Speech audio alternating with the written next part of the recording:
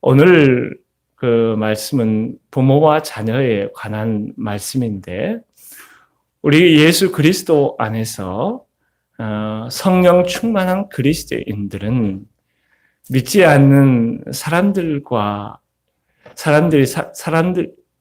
관계처럼 그렇게 관계를 맺어가는 것이 아니라, 우리들의 관계는 매우 독특하고 특별하고 차원이 다른 관계를 설정하고 새롭게 해야 된다라고 하는 말씀을 계속 이어가고 있는데, 그런 의미에서 지난주에는 가정 안에서 남편과 아내의 관계에 대해서 말씀을 나눴습니다. 몇 가지 복습을 잠깐 하게 되면, 그리스도께서 교회를 사랑하시고 그 교회를 위하여 자기 자신을 내어주신과 같이 남편은 자기 아내를 사랑해야 된다라고 이야기를 하고 있어요. 그리스도께서 교회를 어떻게 사랑하셨습니까? 어서 오세요. 자신의 생명을 내어주는 방식으로 교회를 사랑했습니다. 그러므로 아내에 대한 남편의 사랑은 자기를 내어주는 방식으로 사랑을 해야지, 그렇지 않는 사랑은 사랑이라고 이야기할 수가 없는 것이죠. 둘째, 남편은 자기를 사랑하는 것처럼 아내를 사랑해야 된다라고 말씀을 하고 있습니다. 이것은 남편과 아내가 그리스도 안에서 한 몸이기 때문에 이와 같이 말씀을 해주시고 있는 것입니다. 셋째, 그리스도인 남편과 아내의 관계를 제대로 알려면 교회와 그리스도의 관계를 통해서 보아야만 알 수 있다, 이렇게 이야기를 하고 있어요. 바로 이것이 세상적인 부부관계와 성령 충만한 그리스도인 부부관계의 가장 특별한 차이라고 볼 수가 있는 것입니다.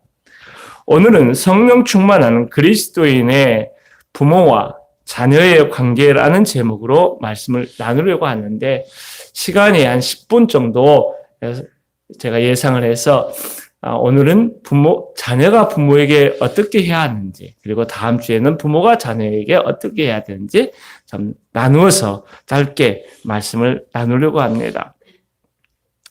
오늘 말씀에 보면 자녀들아 너희 부모를 공경하라, 이렇게 이야기하는 것을 보면 바울이 말씀을 전하고 있는 에베소 공동체는 남편과 아내, 성인 부부들도 참석했을 뿐만 아니라 그들의 부모도 함께 예배하고 있고, 더구나 그들의 자녀들까지 하나님의 말씀을 듣는 자리에 나오고 있다는 것을 우리가 추정해서 알 수가 있어요. 사실 이것을 보면서 건강한 예배가 뭘까라고 좀 고민을 하게 되는데, 여기에 대한 해답을 좀 주고 있는 것 같아요. 건강한 예배는 어떤 동질 집단의 사람들만 모여서 예배하는 것이 아니라, 나이도 다르고 연령대도 다르고 문화도 다르지만 경험하는 삶의 스토리도 다르지만 함께 온 세대가 모여서 예배하는 것이야말로 건강한 예배라는 생각을 해보게 됩니다. 어찌 보면 한국 교회의 미래가 여기에 달려있지 않나 하는 생각까지 하게 됩니다. 요즘에는 자녀들은 자녀들끼리 예배하고, 또 장년들은 장년들끼리 예배하고, 특별한 그룹은 특별한 그룹들끼리 예배하는 어떤 그런 특화된 예배가 많이 오고 가고 있어요.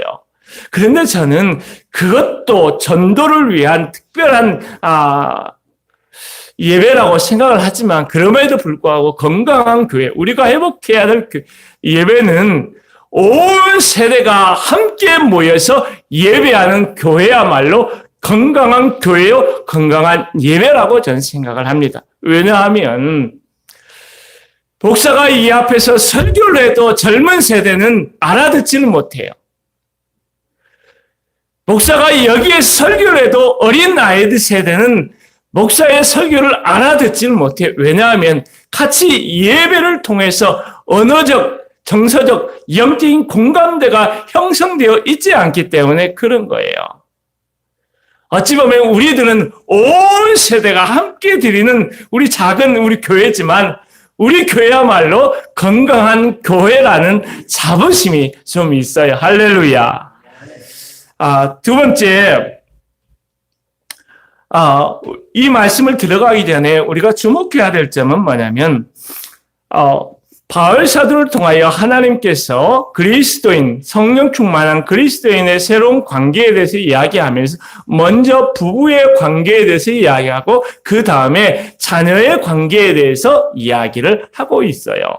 이 순서에 좀 유념할 필요가 있는데, 왜냐하면 남편과 아내와 남편의 부부 관계가 행복하지 못하면 자신들의 부모를 행복하게 섬길 수 없기 때문에 그래요.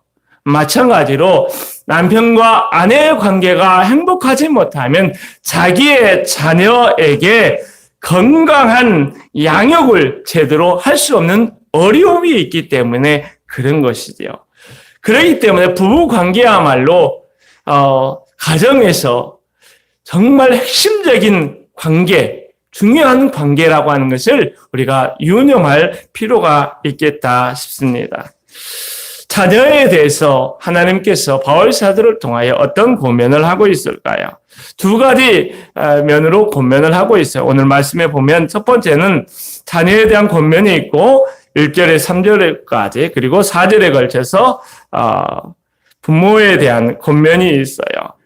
1절을 보면 자녀들아 주 안에서 너희 부모에게 순종하라 이것이 옳으니라 라고 말씀하고 있어요.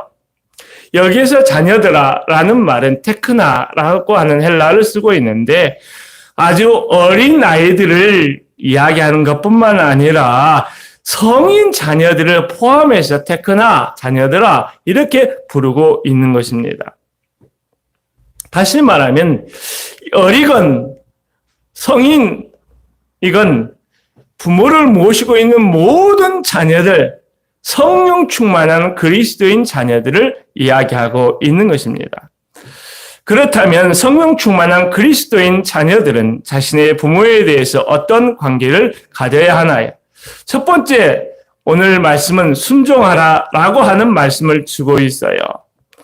사실 이 순종하라는 말은 앞에 언급한 아내가 남편에게 복종하라라고 하는 말씀보다 더 강한 말씀이라고 하는 것을 우리가 생각해야 됩니다. 아내가 남편에게 복종하는 것은 남편의 자기를 내어주는, 심지어 자기 생명을 내어주면서까지 아내를 사랑하는 그 사랑에 대한 반응으로서 자발적인 복종을 하는 것이 아내가 남편에게 가져야 할 관계라고 본다면 자녀가 부모에게 가져야 될 순종은 여기보다 더 강하고 더 강권적인 말씀이라고 하는 것입니다. 왜 성령 충만한 자녀들은 부모에게 순종을 해야 하는가? 라고 이야기를 했을 때 오늘 말씀은 그것이 옳기 때문이라고 말하고 있어요.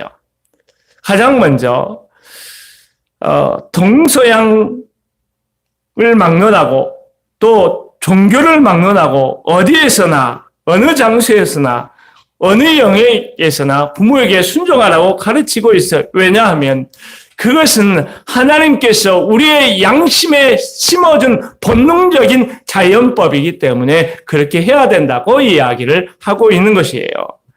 두 번째는 십계명에 보면 제5계명을 통해서 하나님께서 하나님의 백성들은 부모를 공경해야 한다고 말씀하고 있어요.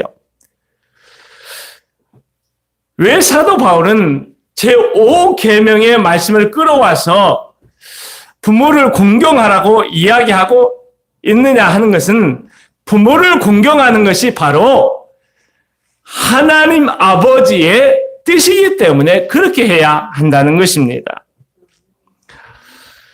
예수님을 잘 믿는다고 하면서 자기를 낳아준 부모를 외면하는 것은 성령 충만한 그리스도인의 모습이 아닙니다. 그렇게 하고 있다면 예수님을 잘못 믿고 있는 거예요. 예수 그리스도를 믿고 있는 성령 충만한 그리스도인들은 반드시 자기 부모에게 순종하고 자기 부모에게 공경해야 하는 것입니다. 이것이 옳은 것입니다. 할렐루야. 여기서 한 가지 더 질문을 해볼 수 있어요. 그렇다고 한다면 성령 충만한 그리스도인들이 모든 장소에서 모든 부모님의 말씀에 순종해야 하는가라고 하는 것이에요. 여기에 대해서 사도 바울은 주 안에서라고 하는 한계를 명시적으로 이야기하고 있어요. 그렇기 때문에 우리가 자녀들이 부모에게 순종할 때는 주님께 대하여 불순종하지 않는 범위 내에서 순종해야 한다는 것을 이야기해 주고 있는 것입니다. 그런데 사실 주 안에서 부모에게 순종하려고 할지라도 부모가 인격적으로 뭐가 나거나 온전하지 못하고 자기가 배울 만한 그런 모습을 보여주지 않을 때에도 부모에게 순종해야 하는가? 우리 사전에 보면 부모가 자녀에게 하지 말아야 될 내용이 자녀를 노엽게 하지 말라고 이야기를 하고 있어요. 그런데 만약 부모가 자녀를 막 노엽게 하고 그렇게 했을 때도 자녀는 부모에게 순종해야 하는가라고 하는 질문까지 던져볼 수가 있는 거예요. 그런데 성경은 뭐라 말씀하시냐면 부모가 인격적으로 온전하지 못해도 나에게 인격적으로 합당한 대우를 못해도 부모가 나를 노엽게 해도 자녀는 부모에게 순종해야 된다고 오늘 성경은 일깨워주고 있는 것입니다. 만약에 부모와 나의 의견이 갈려서 도저히 그것이 하나님을 예배하고 하나님을 섬기는 자리까지 침해받는 경우에는 어떻게 해야 할 것인가? 라고 하는 문제가 발생하죠. 그때에는 자녀가 부모에 대해서 불손하게 하면 안 됩니다. 자녀된 도리를 다 하면서 A를 지켜가면서 왜 이렇게 하지 않으면 안 되는지 설명하고 그렇게 하지 않았을 때 어떤 고통이 나에게 있는지 자신의 마음을 솔직하게 충분하게 대화로 이야기를 해서 설득해야 한다는 것을 이야기해 주고 있어요.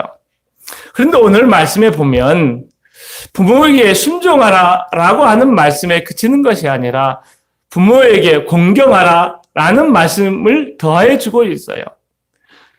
그렇다면 사도 바울은 왜 순종하라 이야기하지 않고 거기서 더 나아가서 공경하라 거기까지 이야기를 하고 있을까요? 그것은 부모에게 순종하는 것으로 부모에 대한 도리를 다하는 것이 아니기 때문에 그런 거예요. 그렇다면 순종과 공경은 어떤 차이가 있을까? 이렇게 물어볼 수 있잖아요. 어찌 보면 순종이라고 하는 것은 부모에 대한 외적인 나의 태도를 이야기하는 것일 수도 있어요. 그리고 공경은 내 마음에서 내 내면적으로 부모를 사랑하고 부모를 존경하고 부모를 섬기려고 하는 마음을, 내적인 마음을 이야기할 수가 있어요. 부모가 나이가 드시고 재산이 좀 있는 경우에 자녀들이 어떻게 하나요? 부모를 공경하지만 그럼에도 불구하고 그 마음속에는 부모에 대한 부모가 돌아가시면 물려줄 재산에 대한 마음이 있는 거예요. 그래서 부모에 대한 공경하는 내적인 마음이 적더라도 부모의 재산을 생각해서 억지로 순종하는 그런 외향적인 모습을 보이는 못돼먹은 자식들이 얼마나 많은지 몰라요.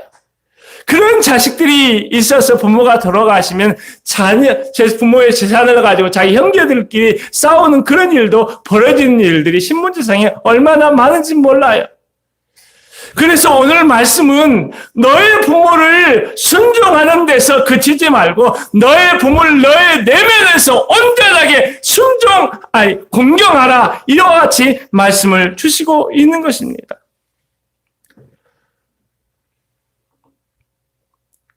혹여 이 자리에 계신 분들 가운데 그리고 영상으로 오늘 예배에 참여하고 있는 분들 가운데 부모로부터 크고 작은 상처를 받은 분들이 있으리라 생각이 들어요. 그런 분들에게 있어서 내 부모를 마음으로부터 존경하라, 부모의 말씀에 순종하라 이렇게 이야기하면 화를 내는 사람들도 있으리라 생각이 들어요. 제가 가끔 이야기하는 것 가운데 한 가지가 아는 형제 가운데 자기 부모에게 얼마나 많이 맞았는지 몰라요. 야구 이렇게 밭에 있잖아요. 그걸 가지고 자식을 때려야 되는데. 그래서 자기는 아버지라는 말을 못 하겠다는 거예요. 너무나 상처가 가서. 사실 그런데 우리가 자라오면서 부모로부터 크고 작은 상처를 안 받은 분들이 이 안에 있나요? 저는 없으리라 생각이 들어요. 누구나 크고 작은 상처를 부모로부터 받아요. 어찌 보면 그것은 부모가 나를 덜 사랑해서가 아니라 너무 사랑하기 때문에 오는 상처인지도 몰라요. 그 사랑이 왜곡된 방법으로 표출이 되기 때문에 내가 상처를 받는 거예요. 이유야 어찌하든지 간에 우리는 그 부모를 용서하는 시간이 되었으면 좋겠다 싶어요. 특별히 예수 그리스도를 믿는 우리들은 부모를 용서해야 해요. 왜냐하면 부모가 나에게 줬던 상처보다 우리 하나님께서 예수 그리스도를 십자가에 내어주기까지 우리를 사랑하신 그 사랑은 말로 표현할 수 없는 어마어마하게 놀라운, 크고 어마어마한 놀라운 사랑이기 때문에 그런 거예요. 할렐루야. 이것을 믿으실 수 있기 바랍니다. 이 사랑을 체험할 수 있기 바랍니다. 이 사랑을 누리며 살아갈 수 있기 바랍니다. 그러면 부모가 용서가 돼요. 부모에게 받은 상처가 용서가 돼요. 그런데 주님의 사랑을 깊이 체험하고 누리지 못하면 부모의 용서할 수 있는 힘이 내 안에 없는 거예요. 저는 오늘 주의 이름으로 여러분 가운데 이 사랑의 역사가 열리길 주의 이름으로 축원합니다. 사랑하는 성도 여러분, 오늘 자녀들에게 부모에게 공경하라라는 말씀을 하면서 사도 바울은 구약의 율법을 십계명의 말씀을 끌어오고 또 신명기의 말씀을 끌어와서 뭐라 말씀하시냐면 3절에 보면 이로써 내가 잘 되고 땅에서 장수하리라 이렇게 말씀하셨어요. 사랑하는 성도 여러분, 부모 공경하는 것이 결코 손해나는 일이 아니라는 거예요. 할렐루야. 부모를 잘 공경하면 그것이 하나님을 공경하는 거기 때문에 하나님께서 복에 복을 주시고 이 땅에서도 잘 되고 형통한 놀라운 주인공이 되게 하신다. 오늘 하나님께서 그렇게 약속하고 있기 때문에 이 약속의 말씀을 나의 말씀으로 받고 아멘 나의 영광을 돌릴 수 있는 우리 모두가 될 수 있기를 우리 주의 이름으로 축원합니다. 아멘. 우리도 우리 소망이 없는 게 아니고 예수 그리스도 안에 소망이 있어요. 예수님께 붙들리면 누구든지 길이 열리는 기적의 주인공이 되리라 믿습니다. 특별히 오늘 함께한 모든 분들에게 우리 주의 은혜가 갑절히 있기를 축원합니다.